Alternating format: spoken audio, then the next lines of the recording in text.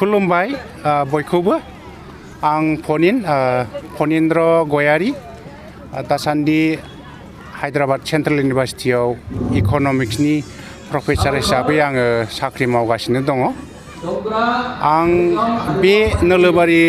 बियाबनिनो मानसि नोलोबारि बियाबनि सिङाव थानाय आहमाखा गामिनि मानसि बेयावनो जोनोम जानानै बेयावनो सोलोंथाइ लानानै देरनाय मानसि दाबो आंहा बेयाव फैनो मोजां मोनो आरो बे नोलोबारि बियाबनि सिङाव बे बाथौ आफादनि गिदिर बिदि कनफारेन्स जानायखौ खोनानानै आङो जोबोद गोजोनदों आरो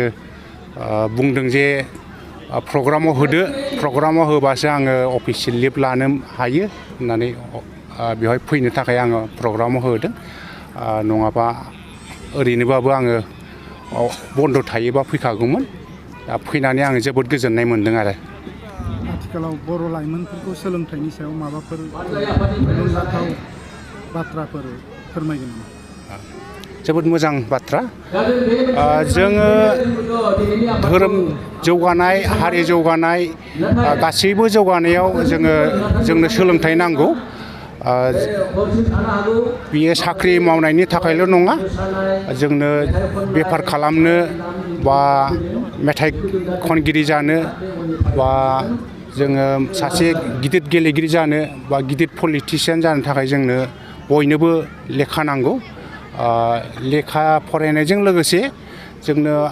गुड क्वालिटि इडुकेसन गुन गोनां सोलोंथाइ आरो हायार इडुकेसनखौ लानांगौ जोङो आंनि नोजोराव नुनो मोनो दायो आङो गुबुन जायगायाव साख्रि मावनाय गुबुन अल इन्डिया लेभेलनि गोबां मानसि नुनो मोनबाय गुबुन रायजोफोरनि बिसोरो माबायदि फरायो बिसोरनि स्टुडेन्टफ्रा दा बिसोरनि रुजुनायाव बर'फ्राबो गोबां मेलेम दङ फरायनो हायो फरायनांगौ बेखौल' नुयो बर'फ्रा बड'लेण्डआव थानो मोजां मोनो गुबुन जायगायाव गुबुन इउनिभारसिटि कलेजफ्रावबो फरायहैनांगौ आरो भारतल' नङा भारतनि जायगायावबो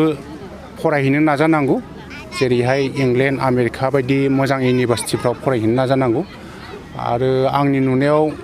गोबां बर'फ्रा माहाजोनबो जाबाय फैसा थाखा दङ फैसा थाखा होनानै फेमास बेस्ट इउनिभारसिटि बेस्ट कलेजफ्राव फरायहैनो नाजानांगौ आरो बे बड'लेण्डनि मानसि होननानै बड'लेण्ड सिङावनो थाबाय थानांगौ बे नङा आरो जोङो गुबुन जायगायाव थाङोब्ला जोंनि एक्सप'जारा जोंनि इन्टारेक्सन उइथ आदार पिपोल जोंनि माबाया टेलेन्टआ बारायो आरो बेखौनो आं सानो आरो लाइमोनफोरा दिनै धोरोमजों लोगोसे सोलोंथाइजों लोगोसे धोरोम बिथिङावबो गोबां बेबायदि बाहागो लानांगौ होननानै दङ नाथाय खिन्थु जों नुनो मोनदों जिहेतु बिथांमोना धोरोमजों सोमोन्दो लायालाबानो दिनै जौ सिगारेट बेबायदि गोबां निसा बुस्थु बाहायदों बे बिथिङाव नोंथाङा सासे बिबुंगोरा जानानै बिथांमोननिसिम मा मेसेज होगोन जोबोद मोजां बाथ्रा आं दहाय आंनि बिबुंथियाव बुंलांखाबाय जोङो बे गोजौ सोलोंथाइ लानोबा जोङो जिउआव मोजां जानोबा जोङो साफ्रोमबो मोनसे एग्जाम्पल जानांगौ आरो गुड एग्जाम्पल आं क्लास 8 ना 9 फरायबा चरन नार्जारिनि मोनसे रायथाइ फरायदोंमोन बे रायथाइनि मुङा जादों जोंनो सोरांनांगौ बेवहाय बुंदोंमोन जोङो साफ्रोमबो गाव गावनो फार्स्टआव मोजां मानसि जाग्रोनो नाजानांगोन मोजां मानसि होनोब्ला जोङो जेरैहाय जोङो मोजां देहा लानाय मोजां धोरोम फालिनाय मोजां बेबहार खालामनाय मोजाङै दावगालांबाय थानाय बेफोरबायदि दा बै इनफ्लुयेन्सखौ लानानैनो आं मोजां जाग्रोनांगोन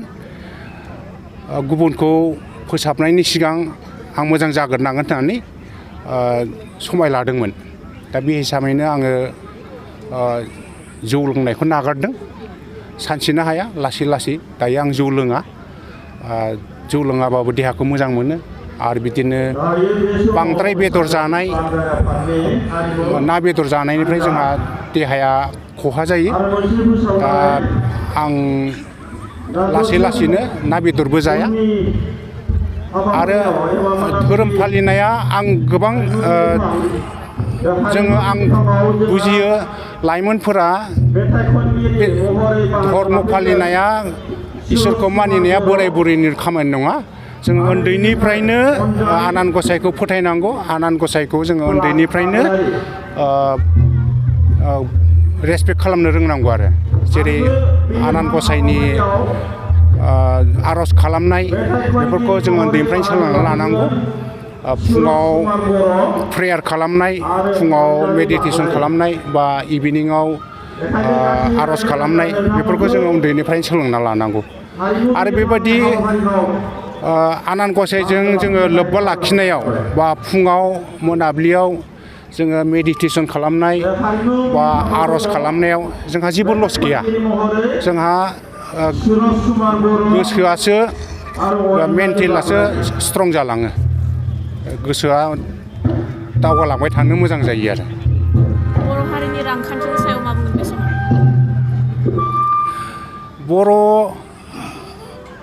मोजां बाथ्रा। बर' हारिनि आङो इक'नमिक्सनि प्रफेसार हिसाबै बुजियो बर'फ्रा गोबां धन सम्पतिनि बिगोमा। फ्राय गासिबो बर'हानो एसेबाबो हा दङ, बारि दङ। बे हायाव जोङो मोजां बाथ्राया बेनो बर'आ ओरैबायदि